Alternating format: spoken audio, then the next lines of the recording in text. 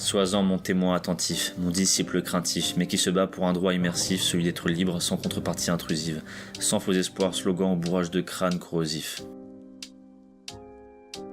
C'est une vérité de ce monde, celui des humains et des bêtes, celui des plantes et des fleurs, celui du temps et de l'espace, celui des hommes et des femmes, celui du passé et du futur.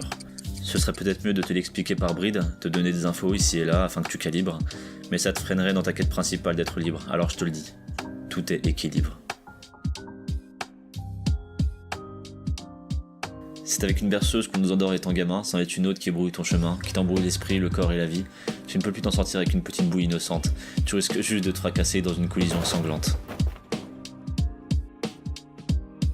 Tout est proposé pour détourner ton attention des vraies importances, des grandes décisions, la pollution médiatique qui te remplit de peur, les réseaux sociaux qui freinent tes ardeurs, dans l'espoir de robotiser tes attentes, envies et caprices, afin de contrôler aussi bien tes grandeurs que tes vices.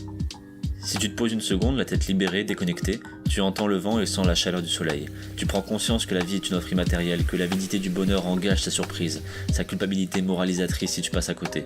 Le bonheur, ou plutôt la joie, ou le plaisir, c'est tout ce que tu mises. Pourtant, l'équilibre offre son lot de négatifs imposés. Bien sûr, on t'a appris à manger équilibré, 5 fruits et légumes par jour, mais qu'en est-il de l'amour ? On t'a appris à calculer ton IMC, ton poids, ta taille parfaitement alignés, mais qu'en est-il de ton esprit agité, perdu dans les prismes de tes pensées ? On t'a appris à avoir des bonnes notes aussi, une moyenne de 12 sur 20.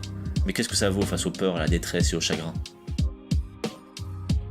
Tu as peut-être l'impression que l'un est trop encombrant, l'autre trop furtif. Ce n'est qu'une question de temps, d'énergie et de volonté. Tu ne peux pas changer ta destinée, mais tu peux encore décider de changer, d'accepter l'adversité et les épreuves tant qu'il y a une leçon, d'échouer, d'accepter, de tomber, puis de se relever, d'accepter l'équilibre qui régit ta vie pour de bon. Alors, peut-être que tu comprendras certaines choses. Peut-être verras-tu la vie en prose, peut-être décèleras-tu des indices à ta grandeur, et encore, peut-être retrouveras-tu un peu de couleur.